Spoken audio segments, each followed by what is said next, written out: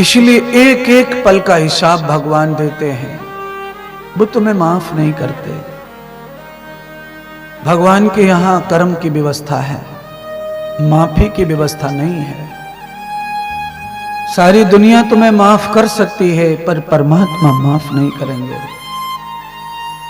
ईश्वर माफ नहीं करेगा।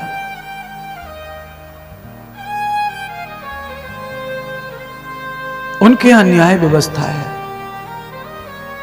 वो छोटे से छोटे कण का भी हिसाब रखते हैं। आपके मन में क्या चल रहा है, भगवान उसको कॉपीराइट कर रहा है।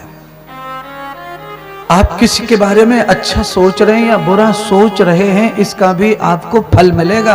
आपको कर्म करने की जरूरत नहीं है, सोचने से भी फल प्राप्त होता है। मनसा वाचा कर्मणा। भैया ये थोड़ी आवाज जो गूंज रही है ना, इसको थोड़ा करके देखो, शांत हो जाए तो। मुझे लगता है ये टॉप बेस में से आ रही ज्यादा।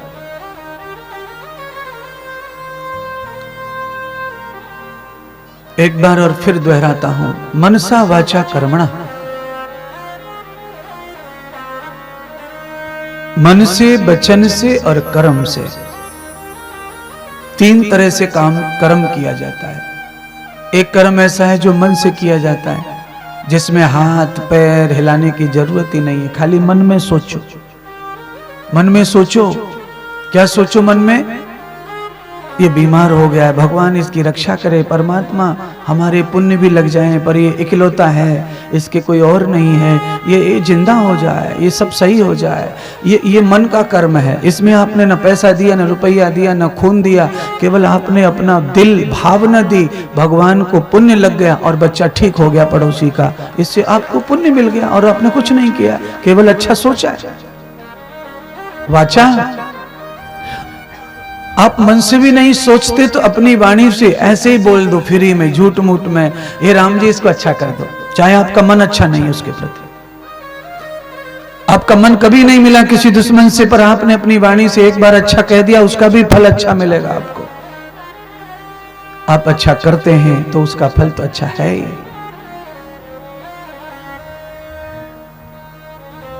इसलिए आज कथा का विश्राम है, कल मैं नहीं रहूंगा आपके साथ में पांडाल में समझाने के लिए।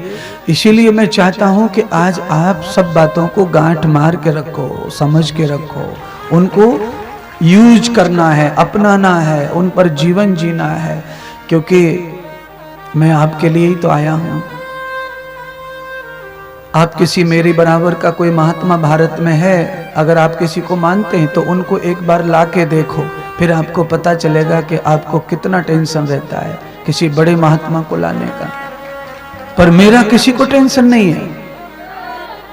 क्यों नहीं है? क्योंकि मैं तो गरीबों का महात्मा हूं, इसलिए मेरा टेंशन किसी को नहीं हो सकता है।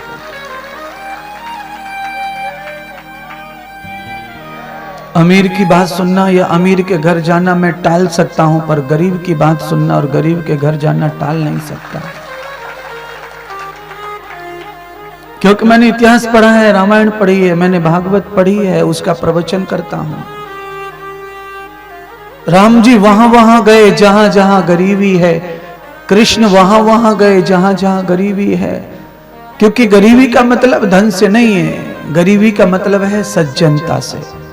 आदमी जो दिल से गरीब होता है उसको ही भगवान चाहते हैं, उसका ही सब खाते हैं। जो आदमी दिल का अमीर होता है, जो घमंड में घूमता है दुनिया भर के मकान दुकान जाति पाति, तो भगवान उसको स्वीकार नहीं करते, उसको ये सड़ने के लिए मरने के लिए छोड़ देते हैं दुनिया में। उसको कोई कुछ नहीं पूछता, पीठ के पीछे उसे कोई प्यार नहीं करता ऐसे आदमी से जो मन का घमंडी है। संपत्ति का जिसे ईगो हो गया है, घमंड हो गया है, जाति का जिसमें घमंड है, परमात्मा उसे अंदर से नहीं चाहते। इसलिए आपको चाहिए कि आप सब कुछ ये गंदी बातें हैं, गंदी सोच भूल करके श्री राम कथा के जो अच्छे अच्छे पद हैं, गुण हैं, उनको स्वीकार कीजिए। हम दाल पकाते हैं, दाल में से पत्थर छांटते हैं, तिनका छांटते हैं, दाल के लकड़ी के टुकड़ों को छांट करके फटक करके अलग कर देते हैं। ऐसे ही महात्मा कहते हैं कि आपने 7 दिन जो भी सुना है उसमें से जो फटकने लायक है उसे निकाल दीजिए, पर जो खाने के लायक है उसे खा लीजिए।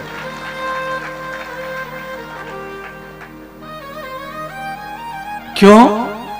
उसके पीछे एक पंक्ति गा करके मैं समझाना चाहता हूं आपको। ये जीवन बीत रहा पल पल में, किसे पता है कौन जगह है, किसे पता है कौन जगह है, आने वाली कल में जीवन बीत रहा पल पल में, ये जीवन बीत रहा पल पल में, ये जीवन बीत रहा पल पल में, जीवन बीत रहा पल पल में। हाँ, किसे पता है कौन जगह है, किसे पता है कौन जगह है, आने वाली कल में जीवन बीत रहा पल पल में, जीवन बीत रहा पल पल में, जीवन बीत रहा पल पल में, जीवन बीत रहा पल पल में।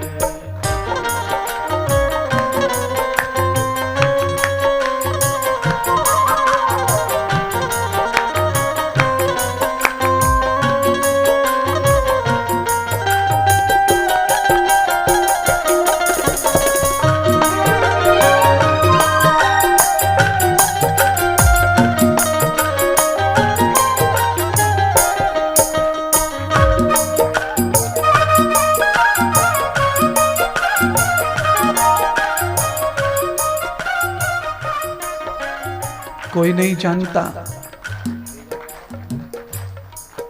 हम लोग सब कथा सुनेंगे तब तक सुरक्षित समझो खुद को। कथा के पंडाल के बाहर जाने के बाद में किसकी स्थिति क्या होगी कोई नहीं जानता।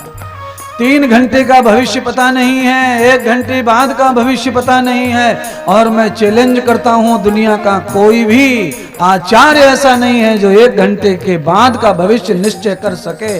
अनुमानित जो करना है करते रहो, भोले भालों को जो बताना है बताते रहो। भविष्य का केवल ईश्वर मालिक है महाराज। इसीलिए ये भजन लिखा है, किसे पता है कौन जगह है, किसे पता है कौन जगह है, आने वाली कल में जीवन बीत रहा पल पल में, ये जीवन बीत रहा पल पल में, जीवन बीत रहा पल पल में, जीवन बीत रहा पल पल में, जीवन बीत रहा पल पल में, जीवन बीत रहा पल पल में, जीवन बीत रहा पल पल में, ओ जीवन बीत रहा पल पल में, जीवन बीत रहा पल पल में, जीवन बीत रहा पल पल में।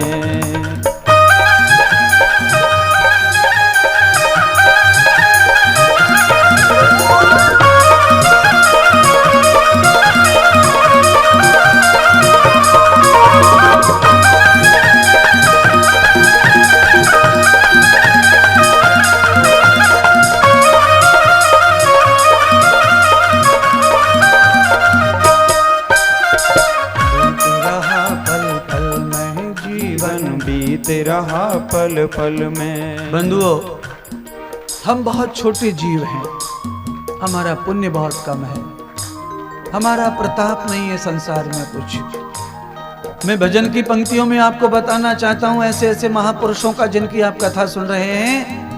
अगर सच्चाई की पंक्तियां हैं तो आप सुनेंगे और बताएंगे कि सच है। राम कहाँ है, भरत कहाँ है, राम कहाँ है, भरत कहाँ है, धर्मराज घनश्याम कहाँ है, धर्मराज घनश्याम कहाँ है। आपने अगर दूध पिया है असली तो बताओ, चलो राम और भरत की खोज करके बताओ वो कहाँ रहते हैं आज। धर्मराज युधिष्ठिर से लेके भगवान कृष्ण तक बताओ कि उनका कहाँ घर है इस समय, वो कहाँ है। किताबों की मान्यता से ही हम लोग संतुष्ट हैं, बस वही मैं गा रहा हूं। बस राम कहाँ है भरत कहाँ है, राम कहाँ है भरत कहाँ है, धर्मराज घनश्याम कहाँ है, धर्मराज घनश्याम कहाँ है कोई उनका पता बताए, है कोई उनका पता बताए, इस सारे भूमंडल में जीवन बीत रहा पल पल में, जीवन बीत रहा पल पल में, जीवन बीत रहा पल पल में, जीवन बीत रहा पल पल में। किसे पता है कौन जगह है, किसे पता है कौन जगह है, आने वाली कल में जीवन बीत रहा पल पल में, जीवन बीत रहा पल पल में, जीवन बीत रहा पल पल में, हाँ बीत रहा पल पल में जीवन, बीत रहा पल पल में जीवन बीत रहा पल पल में, जीवन बीत रहा पल पल में, जीवन बीत रहा पल पल में, जीवन बीत रहा पल पल में, जीवन बीत रहा पल पल में।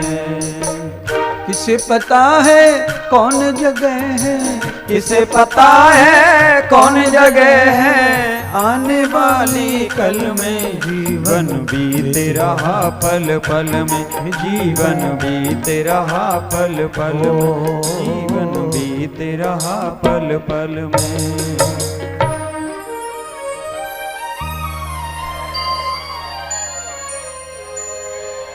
ये आज हकीकत का है प्रवचन, और आज जो भी कहेंगे आपकी हकीकत कहेंगे, आज लगी लोथड़ी बात नहीं करेंगे।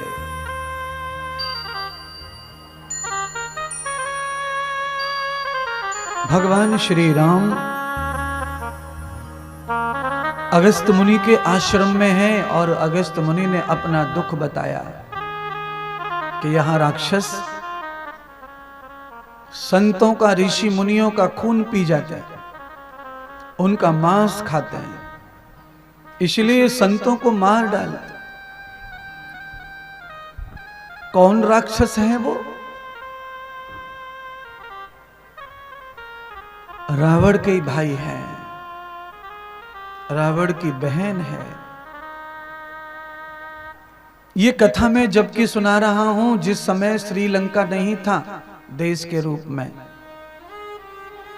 लंका नाम का घर था, देश नहीं था। एक बार और समझाना चाहता हूं, उस समय श्रीलंका नाम का देश नहीं था, केवल लंका नाम का एक घर था जिसमें रावण रहता था, जो भगवान शिव जी ने रावण को गिफ्ट किया था शिष्य के रूप में, आचार्य के रूप में। द्वैतो प्रबद्धतो युक्तानाम सर्वम। दरअसल में ये कूलर आज इसलिए बंद करवाया है क्योंकि उसकी आवाज माइक में आ रही है, बस और कुछ नहीं बात है। आपको 7 दिन से हवा खिलाई तो रहे कूलर की। आज कथा भी टाइम पर है, इतनी गर्मी नहीं है, और इसमें आवाज आती है, तार का कुछ डिस्टर्ब हो रहा है। अभी बंद हो गई, कूलर चालू हुआ तो इधर सुर्र चालू हो जाता है।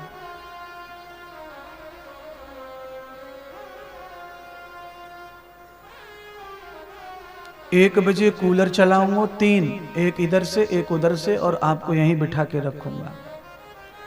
मैं चला जाऊंगा, तुम कूलर में और तुम में रहना चकाचक। अभी कहां 9 बजे से गर्मी खाए जा रही है किसी को। इतने नाजुक होना ठीक नहीं है।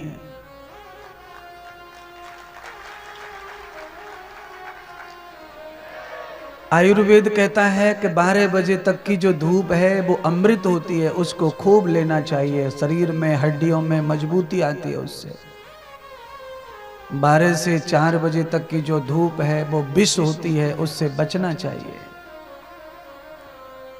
जाते हुए सूर्य के सामने खूब आंखों से खोल खोल के देखो, कल का सूर्य मिले या ना मिले, इसीलिए डूबता सूर्य खूब देखना चाहिए।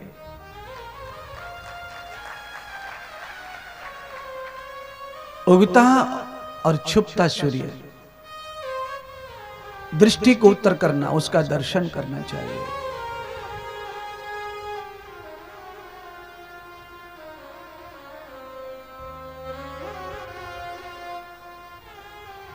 अगस्त मुनि का दुख सुनकर के भगवान श्री राम जी ने पंचमटी यानी कि पंचवटी नाम की जो जगह है अगस्त मुनि के पास में ब्रह्मगिरी पर्वत पर, भगवान ने वहां निश्चय किया कि यहां उत्तम स्थान है वास्तु का, यहां कुटी बनाई जाए। भगवान राम ने वहां पर्ण कुटी बनाई और उस पर्ण कुटी में सीता जी को रखा। राम और लक्ष्मण ने तो व्रत लिया है कि हम कभी घर में नहीं सोएंगे। पर्णकुटी के सामने जो ओटा है, चबूतरा है या वृक्ष है, राम जी वहां विश्राम करते हैं। लक्ष्मण जी दोनों भाभी भैया का पहरा करते हैं, रखवाली करते हैं। अच्छा एक बात देखिए, 10 दिन 15 दिन की बात अलग है, पर दिन में सोना नहीं है और रात में सोना नहीं है तो कितनी खतरनाक ड्यूटी है लक्ष्मण की। दिन में सोते नहीं, काम करते हैं, रात में सोते नहीं, सेवा करते हैं। इसीलिए गोस्वामी जी लिखते हैं कि दुनिया में सब कुछ धर्म सरल है पर सेवा का धर्म अति दुर्लभ है, सेवा करना बहुत कठिन है। बंधुओं, आदमी धर्मात्मा भगत बन सकता है, भगत जी बन सकता है, महात्मा बन सकता है, साधु बन सकता है, संत बन सकता है, सेठ साहूकार बन सकता है, ठेकेदार बन सकता है, कथाकार बन सकता है, पर सेवक बनना बहुत कठिन है, अति दुर्लभ है। अगर आपको ऐसा लगे कि नहीं नहीं सेवक भी बन सकते हैं तो आप 6 महीने अपने माँ बाप की सेवा करके देखो, फिर मैं आपको बताऊंगा। केवल 6 महीने आप किसी गुरु की सेवा करके देखो, 6 महीने किसी मूर्ति की सेवा करके देखो। जितने भी लोग यहां बैठे हैं ये 6 महीने एक काम लगातार कर नहीं सकते सेवा के रूप में।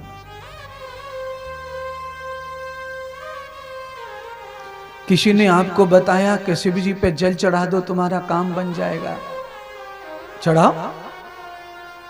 किसी ने अभी बताया 1-2 साल में, ऐसा नहीं है। शिव जी पे जल तो अनादिकाल से चढ़ते आ रहा है। शिव जी पे जल तो करोड़ों साल से, जब से शिव जी का अवतरण है तब से जल लेके घूम रहे हैं धरती पर, धरड़ा पर, गंगा मैया को। पर पुराने काल में ऋषि मुनि शिव जी को गंगा जल से अभिषेक करते थे। अब हम कैसे भी पानी पे भगवान शिव जी पे अर्पण करते हैं। मैं ये जानना चाहता हूँ, जिस पानी को इंसान नहीं पीता वो शिव जी पे चढ़ाना पाप है और उसके अलावा कुछ नहीं है। बोलो, तुमको जार का पानी होना, तुमको फिल्टर का पानी होना, तुम्हारे घर में फिल्टर, और शिव जी के पास में फिल्टर का कोई जरूरत नहीं है तुमको।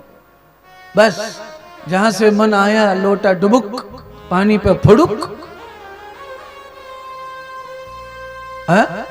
खेचू चला दिया, हेड पंप चला दिया, पानी निकाल लिया, शिव जी पे चढ़ा दिया।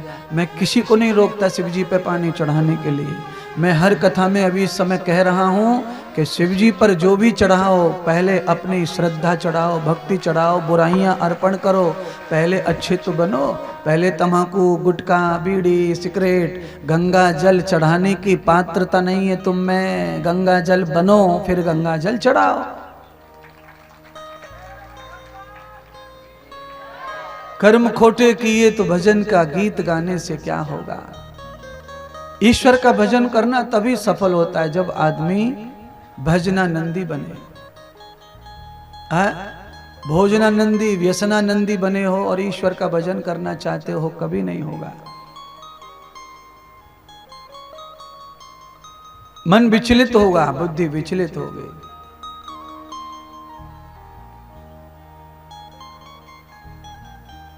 शिव जी की पूजा, राम की पूजा, कृष्ण की पूजा, काली की पूजा, वैष्णवी की पूजा, रिद्धि सिद्धि की पूजा आप खूब करो, पर उसके लिए अपनी पात्रता चुनो।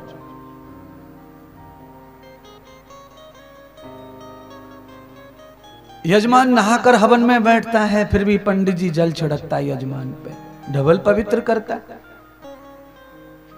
पंडित जी कितना पवित्र है नहीं पता, पर यजमान को पवित्र करता है। पानी छिड़क छिड़क के, अरे यजमान नहा के आया है, कोरे कपड़े पहने हुए हैं, आज यजमान का मूड अच्छा है, आज यजमान ने पंडित जी को बुलाया है, दान दक्षिणा करेगा, तो यजमान बिल्कुल फिट है। पर फिर भी पंडित जी को डाउट होता है कि कोई गलती तो नहीं हो, तो जल से पवित्र करते, मंत्र से। इतनी महिमा है हवन की, पूजा की, पाठ की, मंदिर जाने की, आप नहा धो के भी पवित्र नहीं होते, तब आपके ऊपर मंत्र जल छिड़क के आप पवित्र करो, और फिर शिव जी को जल चढ़ाओ, राम को फूल चढ़ाओ, भोग चढ़ाओ, कन्हैया जी को दूल चढ़ाओ, जो सेवा करनी है करो, नित्य करो, सेवा का फल तो मिलेगा। निरंतर करो, अखंड करो, मिलेगा। पर ऐसे फल किसी को नहीं मिलेगा कि तू 1.25 महीने ये कर ले, तू 3 महीने ये कर ले, तू 4 महीने ये कर ले, तू 6 महीने ये कर ले, ऐसे फल कभी नहीं मिल सकता है। महात्मा इंद्रदेव कहते हैं कि हरि का नाम जपो नित बासर,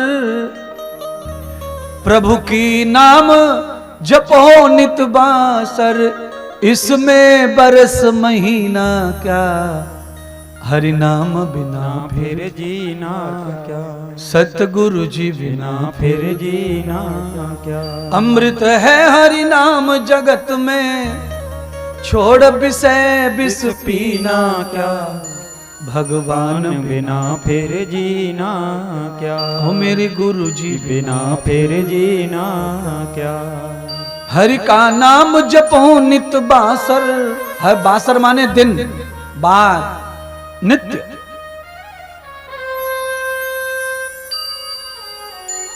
एक पंडित जी ने एक यजमान को कहा कि तू 14 एकादशी में फलाना फलाना पूजा कर ले, तेरा काम बन जाएगा।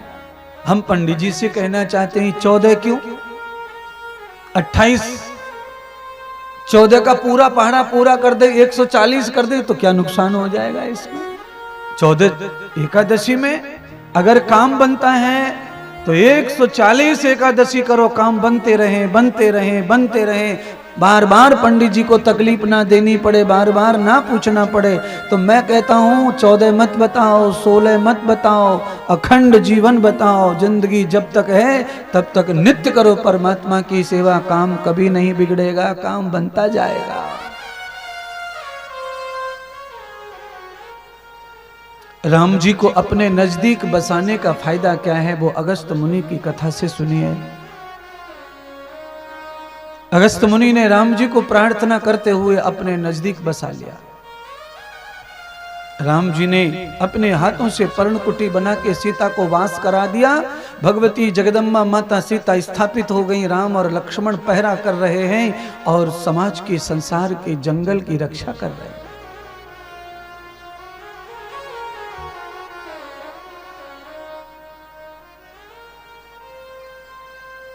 आज राम जी बैठे हैं वृक्ष के नीचे ओटे पर। लक्ष्मण जी को राम जी ने आज्ञा की कि लक्ष्मण अब हमको राक्षसों से युद्ध करना पड़ेगा, टाइम आ चुका है। राक्षसों ने हमें देख लिया है कि हम लोग यहाँ स्थापित हैं और उन्हें यह पता भी चल गया है कि हम उनकी सुरक्षा करने आए हैं, संतों महात्माओं के। हमारा भेष भले ही संत साधु का है, वनवासी का है,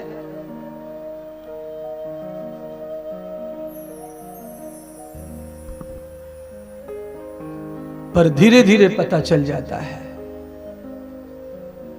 इसलिए हे लक्ष्मण, तुम अपने बाणों को तैयार करो। श्री लक्ष्मण जी एक सुंदर सा बड़ा पत्थर लाते हैं, उसके ऊपर बाणों पर धार बनाते हैं, घसाई करते बाणों की। राम जी ऊपर बैठे हैं ओटे पर वड़ के नीचे, लक्ष्मण जी नीचे थोड़ा जमीन में घसाई कर रहे हैं। दूर से एक स्त्री आ रही है जिसमें भर जवानी छाई है और जो काम से भरी हुई है, वासना से भरी हुई है, जो भूख में तड़प रही है, जो भोग करना चाहती है किसी जवान योद्धा पवित्र सन्यासी का, तो उसकी दृष्टि राम पर पड़ी।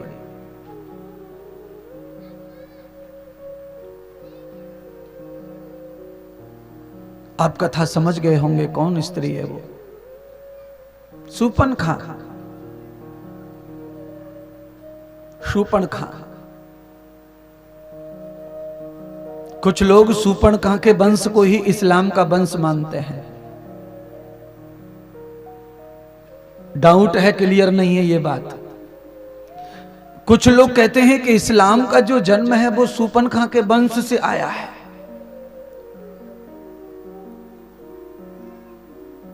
शूर्पणखा तो आर्यों की औलाद है, ब्राह्मणों की औलाद है, पर इस्लाम भी तो आर्यों से, हिंदुओं से ही तैयार हुआ है।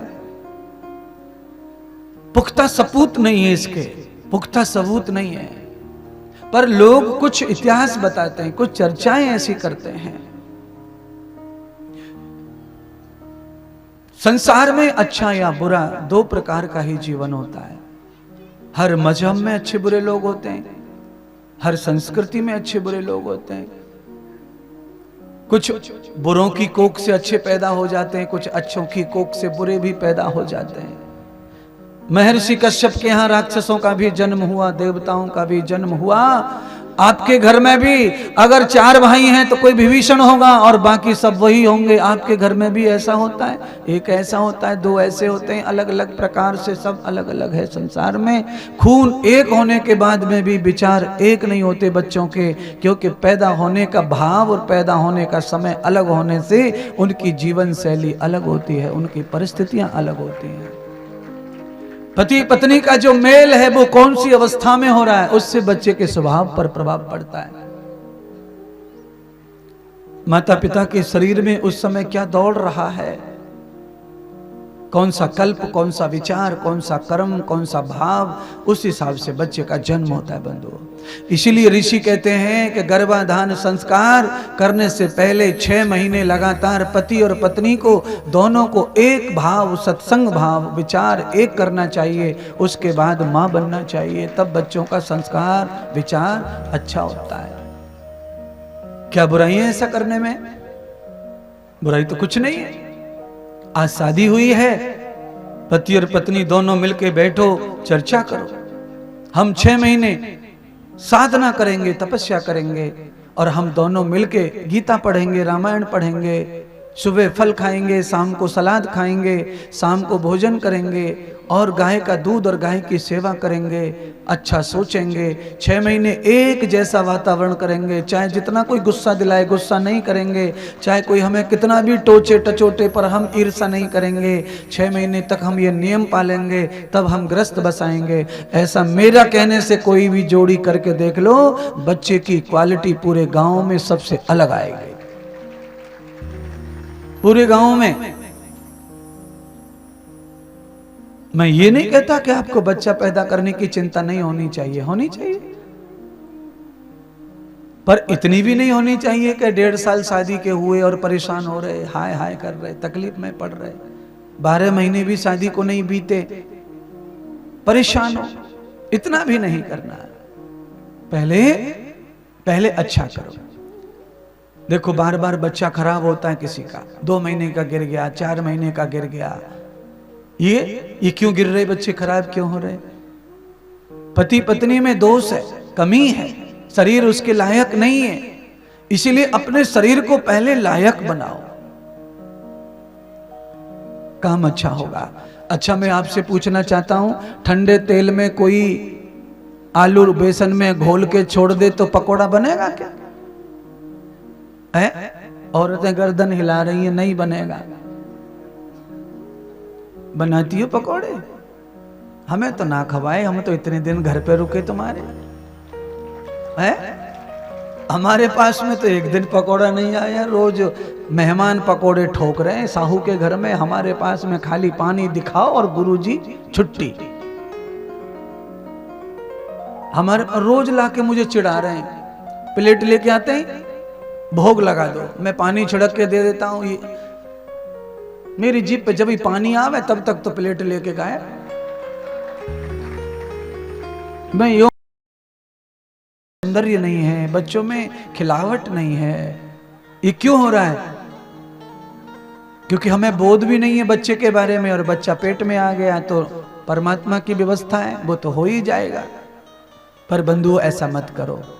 आप सब जानते हैं। इधर पूछना चाहता हूं, जिस खेत की मिट्टी कमजोर होती है उसमें फसल भी कभी अच्छी आती नहीं है। बुर्रट मिट्टी, बुर्रट। जिस मिट्टी में पत्थर के कण ज्यादा होते हैं उस मिट्टी में फसल ज्यादा अच्छी नहीं रोप सकते अपन। इसलिए मिट्टी को गहरा, मिट्टी को मजबूत बनाते हैं, उसमें गोबर डालते हैं और कुछ डालते हैं, सल्फेट, जिंक, जो भी डालते हैं मिट्टी को बढ़िया बनाते हैं। महात्मा इंद्रदेव चाहते हैं कि भारत की धरती पर आर्यों की संतानें पैदा हों, श्री राम का वंश बढ़े, कृष्ण का वंश बढ़े, परशुराम का वंश बढ़े, अगस्त मुनि वशिष्ठ का वंश बढ़े, जयमुनि कणाद गौतम का वंश बढ़े, उनके ही वंशज संसार में आए तो इस देश का भला हो, इस समाज का भला होगा, तुम्हें सुख मिलेगा, समृद्धि मिलेगी, तुम्हारा पालन पोषण होगा। सूपनखा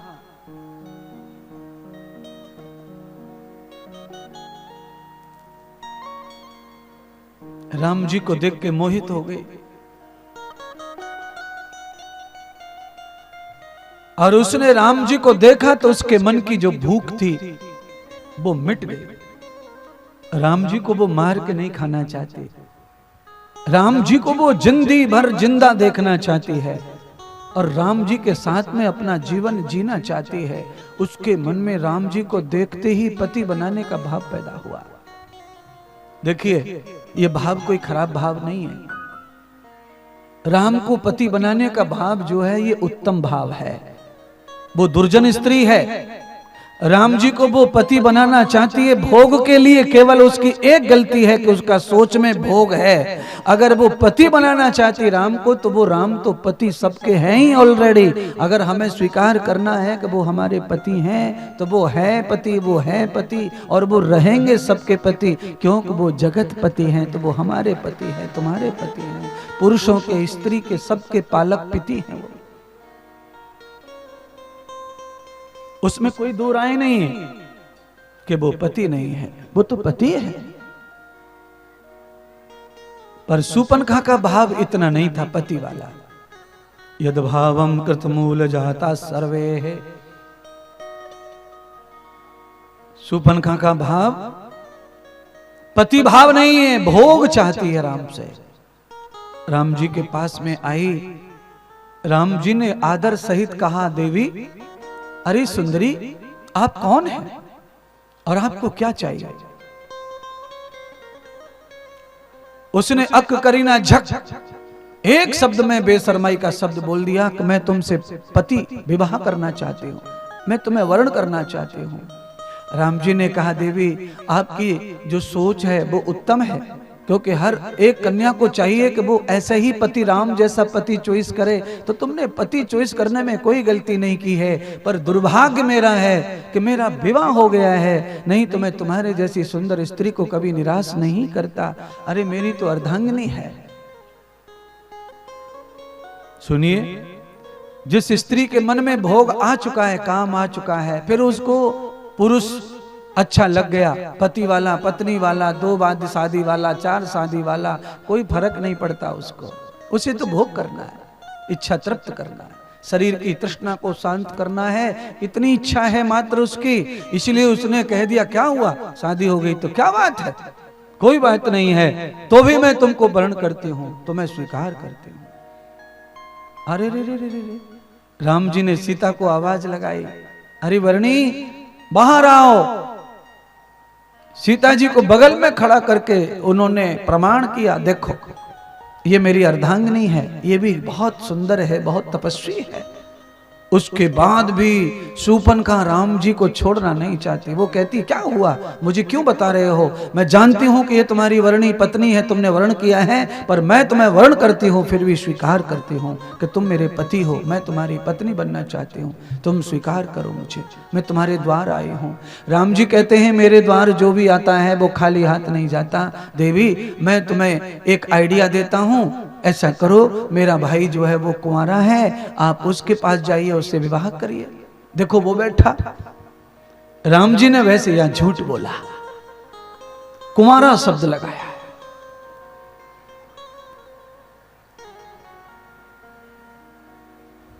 कुंवारा शब्द क्यों लगाया? राम जी कभी झूठ नहीं बोल सकते, पर चौपाई में तो कुंवारा शब्द लिखा है। राम जी ने कुमारा कहा इसलिए क्योंकि राम जी के भाई लक्ष्मण का विवाह तो हुआ, पर उर्मिला को राम जी के भाई लक्ष्मण ने अभी तक स्पर्श नहीं किया। उर्मिला जी को, अपनी धर्म पत्नी को स्पर्श नहीं किया। चारों भाइयों ने लगातार 7 महीने का व्रत राम जी जैसा ही किया है महाराज। यदा पुरुषम न कृत मूल जातां, महात्मा इंद्रदेव ऐसी कोई बात नहीं बताते। जो हमारे ऋषि, हमारे देवता, हमारे महापुरुष जैसा जीवन जी के गए हैं, मैं वैसा ही बताना चाहता हूं। राम जी ने जीवन जिया, उत्तम संतान के लिए क्या करना चाहिए वो चारों भ्राताओं ने नियम पालन किया है। वो जानते हैं अगर और 2 साल 4 साल शादी नहीं होती तो भी तो हम ऐसे ही रहते। शादी होने से क्या फर्क पड़ता है, केवल आदमी के दिल और दिमाग अच्छे होने चाहिए, फिर शादी से कोई तकलीफ नहीं है किसी को। शादी तो जिंदगी के सहयोग में आती है, विवाह तो जिंदगी का पूर्ण है, विवाह तो जीवन की पूर्णता है। अरे शादी होने के बाद जिस तरह हम फंस जाते हैं, फंसने के लिए नहीं, शादी तो फंसने के निकलने के लिए होती है। एक बैल से गाड़ी खींचने में कम पड़े तो 2 बैल लग जाते हैं, तो 2 बैल से ग्रस्त की गाड़ी निकल जानी चाहिए दलदल से, पर तुम लोगों की गाड़ी दलदल में उल्टी फंसती जा रही है, क्योंकि तुम गृहस्थ के नियम नहीं जानते। तुम खाली भोग में मस्त हैं और तुम्हें कुछ लेना देना नहीं है। बच्चे बड़े बड़े हो गए तो भी भोग से पीछा नहीं छोड़ रहे मम्मी पापा। लड़की शादी के लायक है, लड़का बीएससी कर रहा है, मम्मी पापा फिर भी जो है साथ नहीं छोड़ते। मैं साथ नहीं छोड़ते का मतलब समझ लो बस। मैं ये कहना चाहता हूं कि साथ आप रहे 1000 वर्ष तक, पर वैचारिक साथ चाहिए, विचारों का साथ चाहिए, आश्रम का सम्मान चाहिए, प्रतिष्ठा चाहिए। आप अपने आप को जितना स्वास्थ्यवर्धक रखते हैं उतना आपका प्यार बढ़ता है। आदमी जितना बीमार रहता है उतना चिड़चिड़ा होता है, परेशान होता है, उल्टा जवाब देता है, उल्टा बोलता है। तो इसीलिए आप बीमार ना रहें, उसके लिए मैं ऐसी बात कर रहा हूं। आप प्रसन्न रहें, स्वस्थ रहें, मस्त रहें। और स्वस्थ व्यक्ति को क्रोध नहीं आता है, स्वस्थ व्यक्ति चिड़चिड़ा नहीं होता है, स्वस्थ व्यक्ति उल्टा उल्टा नहीं बोलता है। बीमार माने कैंसर होना नहीं है, बीमार माने टीवी होना नहीं है, बीमार माने विचार बिगड़ना भी बीमार होना है।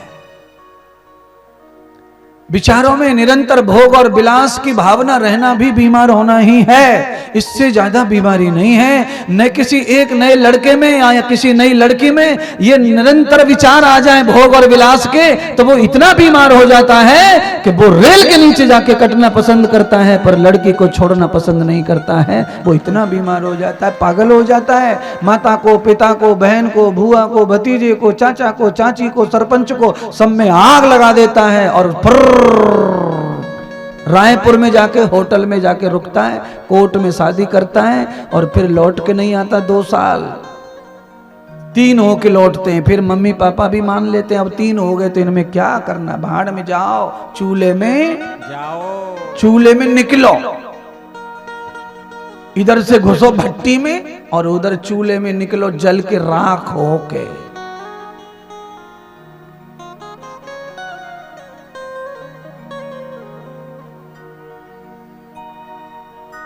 आप कह रहे होंगे महाराज ये कौन सा पोज नहीं है, ये महाराज सोच रहा है कि ये दुनिया ऐसा क्यों कर। ये बीमारी तो है और ये किसी भी शरीर में उत्पन्न होती है तो ये बहुत तकलीफ देती है, फिर उसको भोग चाहिए।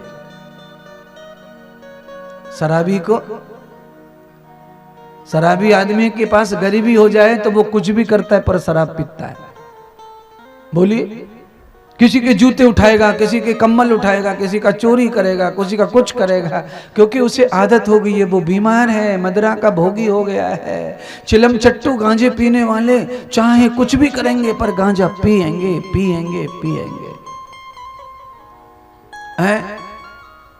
आपको एक बात बताना चाहता हूं, आप सुनिए राजपूत जी। बात ये कहना चाहता हूं कि 25 से 30 गांजड़ी गांजा पीने वाले 25-30 लोग भी होंगे 4-6 गांव के मिलके भी, वो कभी भी उनमें किसी प्रकार की लड़ाई नहीं होती, कभी भी वो दुश्मन नहीं होते।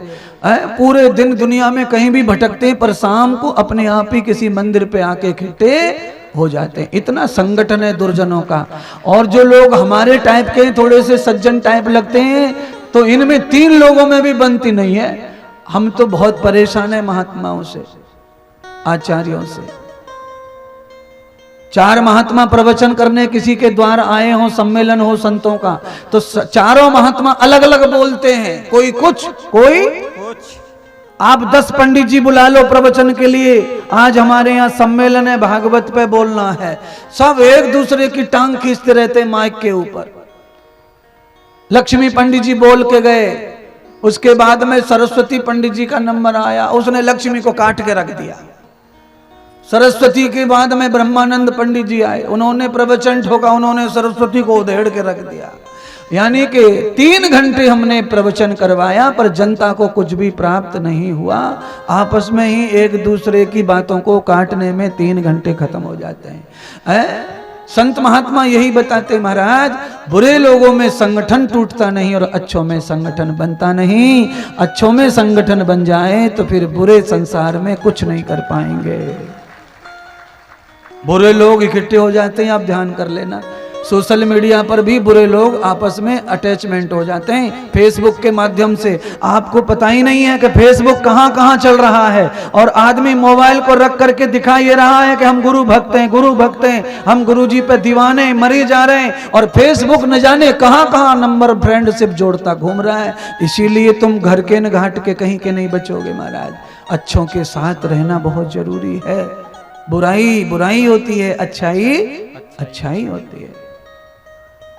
अच्छाई में सुगंध है, बुराई में दुर्गंध है।